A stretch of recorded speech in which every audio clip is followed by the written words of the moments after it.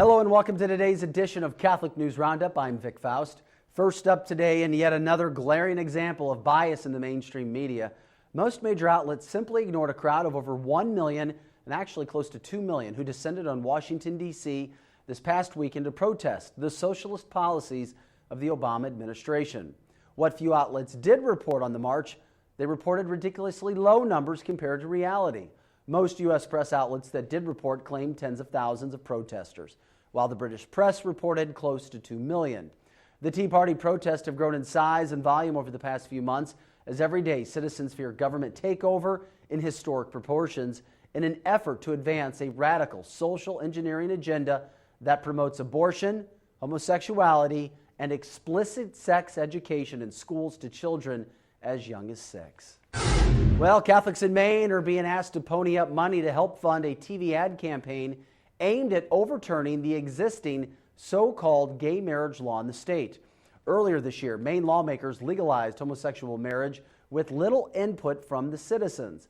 Immediately, a petition drive began to put the issue before voters this coming November. So this past Sunday, a second collection was taken up in Catholic parishes across the state to help fund the TV ads aimed at getting voters to overturn the law. Estimates are that about $250 million was collected. Secretary of Health and Human Services Kathleen Sebelius says abortion will not be funded in Obama health care plan. That's just what one of the distortions and outright lies was when she talked about it on ABC's Sunday morning talk show This Week with George Stephanopoulos. Pro-life groups point out that Sebelius, a Catholic who supports abortion, is playing a shell game about abortion funding. She claims no federal funds will be used, only private money.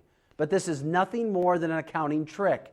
Federal funds will be diverted to a special account, and that account will then pay, guess what, for the abortions. Stay here. We'll be back in just a few seconds.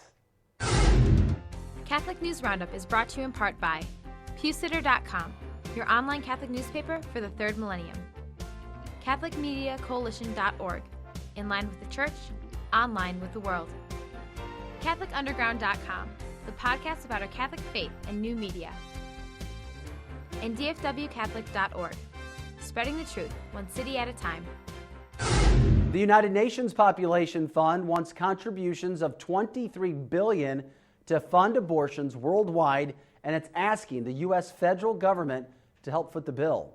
United Nations pro-abortion zealots have become bolder lately because of the pro-abortion atmosphere in Washington, and the UN agency is pressuring countries to accept it where it is currently illegal. Latin American nations are big on their priority list. The UN uses a heavy-handed approach in those countries by performing illegal abortions and then pushing for a change in the laws.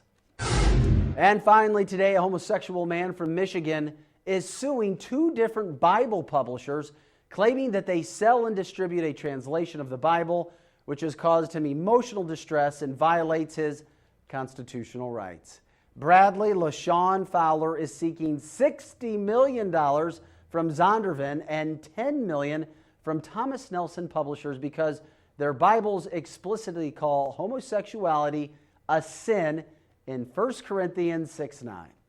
Fowler says that by calling homosexuality a sin, the Bibles published by Zondervan and Thomas Nelson have caused periods of demoralization, chaos, and bewilderment, and made him ostracized from his own family. He sees the issue as being not one of legitimate translation, but of the publishers deliberately imposing an anti-homosexual agenda by changing the text of the Bible. I'm Vic Faust. Thanks for tuning in. Be sure and tune in tomorrow for your daily dose of the Catholic News Roundup right here on RealCatholicTV.com. And check out the Vortex today where Michael Vorse has some thoughts on liars in the church. That's it for now. Thanks for tuning in. And as always, be sure and tell your friends about us. God bless. Catholic News Roundup is brought to you in part by NewOxfordReview.org, the voice of Catholic Orthodoxy, in print and on the web. And RenewAmerica.com, expanding the influence of America's grassroots in the cause of freedom.